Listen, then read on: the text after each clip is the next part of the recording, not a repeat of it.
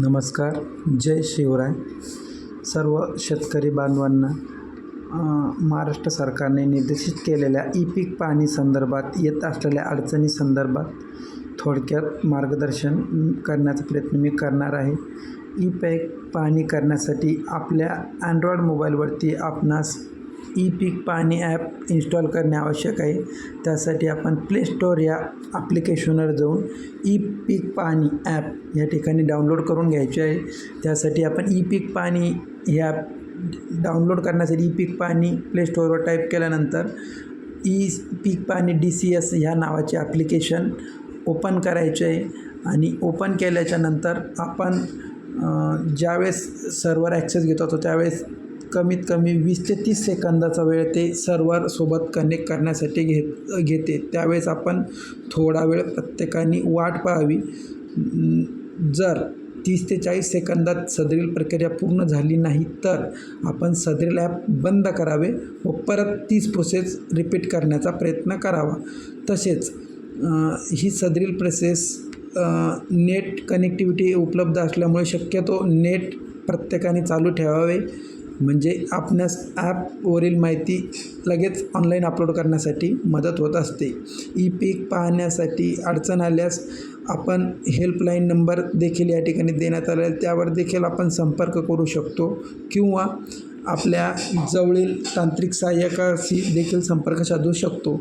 सदरील पीक पाहणीचे version DCS 4.0.0 ह्या नावाचे update सध्या ॲप्लिकेशनवरती रन आहे, ते आपण या ठिकाणी बघू शकता. त्यानंतर आपल्याला नवीन खातेदार ॲड करणे आवश्यक आहे. खातेदार ॲड केल्याच्या नंतर आपल्याला सदरील शेतकऱ्याची पूर्ण माहिती भरणे आवश्यक आहे. नवीन खातेदार नोंदणी करण्यासाठी आपण या ठिकाणी नवीन खातेदार या ठिकाणी क्लिक करून आपला गट नंबर किंवा आपला खाते क्रमांक टाकून आपण शेतकरी ॲड करू शकतो.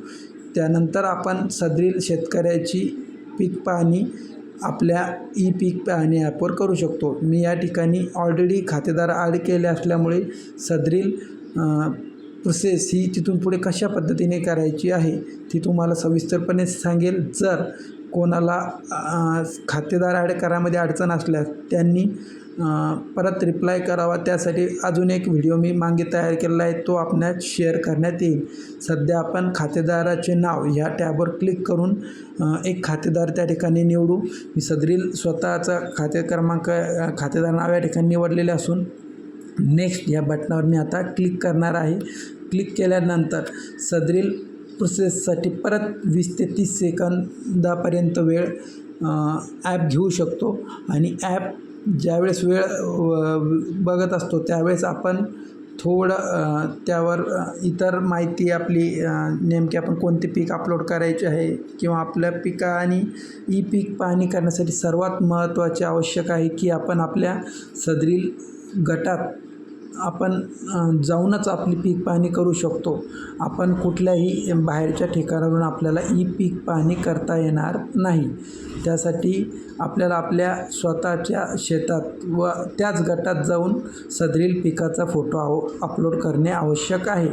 सदरील ई-पीक पाहणीमध्ये आपण आपल्या लागवड केलेल्या पिकाचा फोटो अपलोड करणे बंधनकारक आहे व तसेच त्याची माहिती भरल्यानंतर सदरील माहितीमध्ये बदल करता येतो.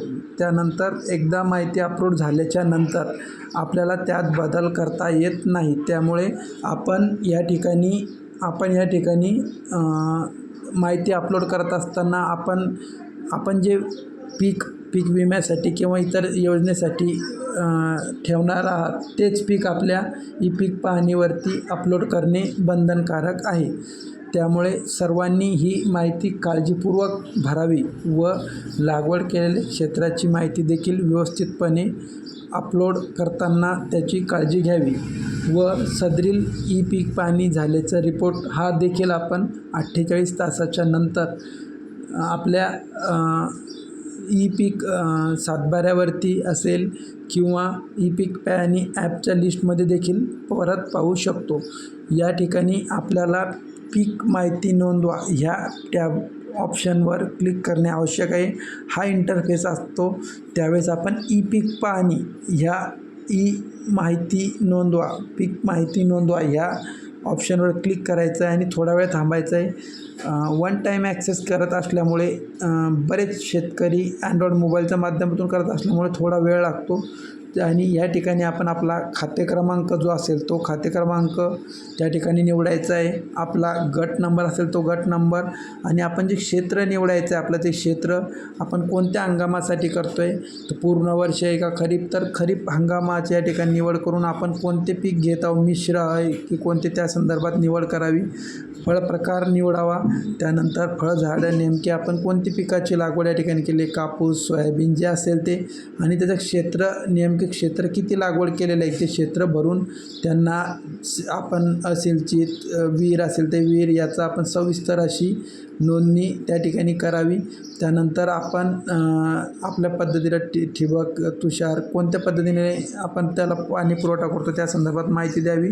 त्यानंतर आपण लागवड केल्याचा दिनांक, आपण ज्या दिवशी आपल्या पिकाची लागवड केली होती त्याचा दिनांक त्या ठिकाणी टाकावा आणि सदरील माहिती भरल्यानंतर पुढे जावर यावर क्लिक करू शकतो. यातील एकही माहिती आपण भरली नाही तर आपल्याला या ठिकाणी पुढच्या टॅबवर जाता येत नाही. त्यामुळे प्रत्येकाने सदरील माहिती व्यवस्थित पूर्णपणे भरावी व त्यानंतरच आपल्याला पुढे जाता येईल. सदरील भरलेल्या पिकाची माहिती आपल्याला अशा पद्धतीने दिसते.